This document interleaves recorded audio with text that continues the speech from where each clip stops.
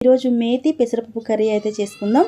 And ఈ మేతి అలాగే పెసరపప్పులోనూ కూడా చాలా పోషకాలు ఉన్నాయి. అవి కూడా మనము వీడియో మధ్యలో తెలుసుకుందాం. అండ్ వీడియో అయితే స్టార్ట్ చేద్దాం. Let's go. కడాయి హీట్ అయిన తర్వాత ఆయిల్ వేసేసుకుందాం. ఆయిల్ ఈ కర్రీకి కొంచెం ఎక్కువ పడుతుంది. ఆయిల్ హీట్ అయిన తర్వాత ఆనియన్స్ అలాగే కరివేపాకు కూడా వేసేసుకుందాం. నేను చేసే ఈ పద్ధతిలో ఈ కర్రీ అయితే మహారాష్ట్రలో ఎక్కువగా చేస్తుంటారు.